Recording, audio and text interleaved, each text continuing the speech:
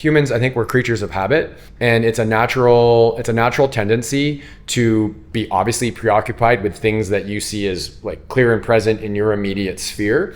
So I think, unfortunately, and especially in this day and age when people are just trying to not go bankrupt buying groceries, it's kind of a luxury to, I don't know, read a bunch of books on past historical things that led to certain outcomes, right? Like that's, unfortunately, is people don't have a lot of time for that because they're just trying to keep the lights on. But as physics and as reality presents itself, and as it becomes closer and closer, people are going to be forced, whether they like it or not, to reflect on what's happening. And it will get closer and closer. This is my opinion. It's going to get closer and closer. And then at some point you go, hey, I thought I had enter rights here. Or you just assume that they had your interest and you just assume that it was all okay, and now you've gone, I don't like this one bit. And the problem with that is, by the time most people who, and again, I'm not faulting them, most people who are just trying to do their thing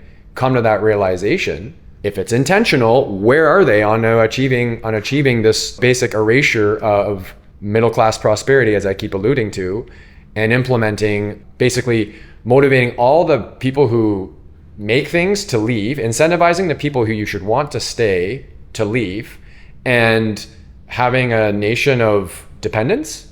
Like you can't, like I was explaining, like we're one of the most resource rich countries on the planet. Even still with all the immigration, still have a very relatively small population when you compare countries. I mean, per capita, we should be pretty loaded.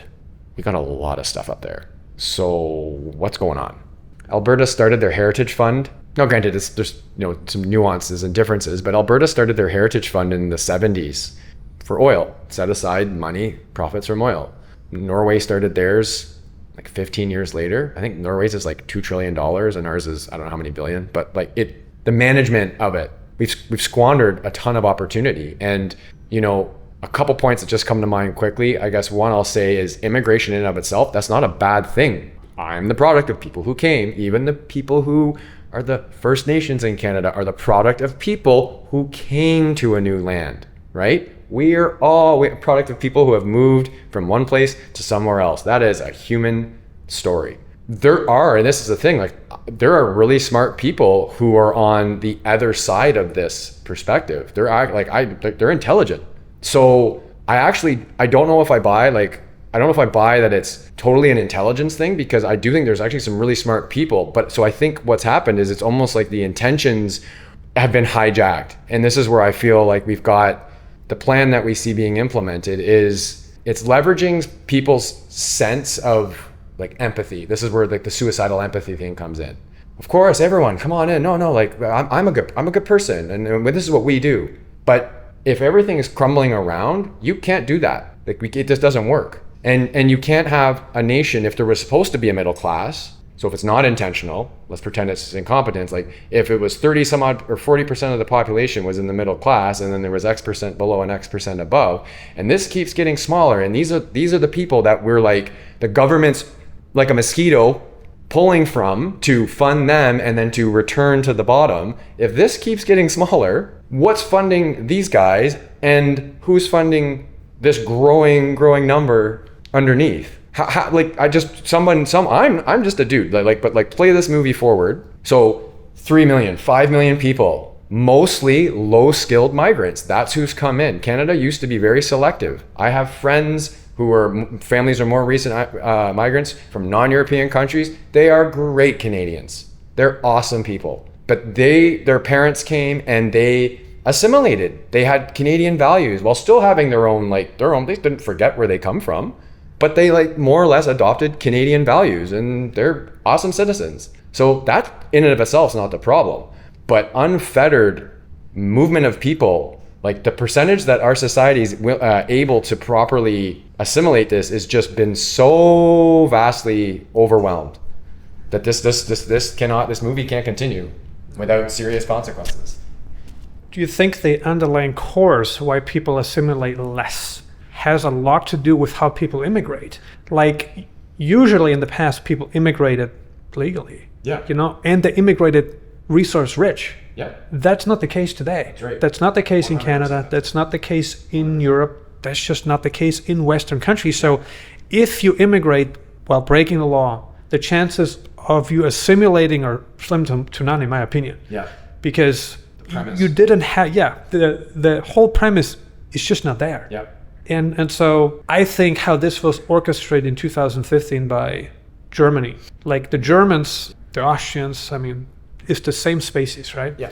Still licking their wounds from World War II. Yeah, for sure. And those people are very like gullible. What we did during the past World War was crime. Right. You know, we did something unimaginable with someone who had a different set of beliefs. Mm-hmm. So I think that this orchestrated plan to let people in an uncontrolled manner was done perfectly because Sure. they started with Germany first. When you look at Brexit, the premise was that they would control immigration better than before. And what result was generated from Brexit? It was the exact opposite that was promised, right? So you voted for something that would protect you from a union that was heading in the wrong direction. Opposite direction. Yeah, right? Mm-hmm. And now It's look at Europe today.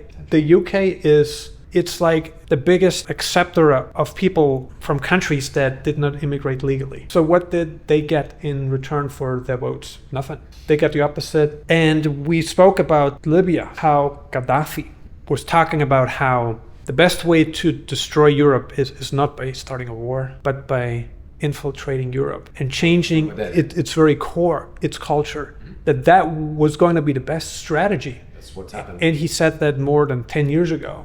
You know, I don't know the exact year, but what he said would be the best option on the table is happening now, right? He forecasted that. Yeah, no, that's for sure. Totally, right? So what can we learn from this?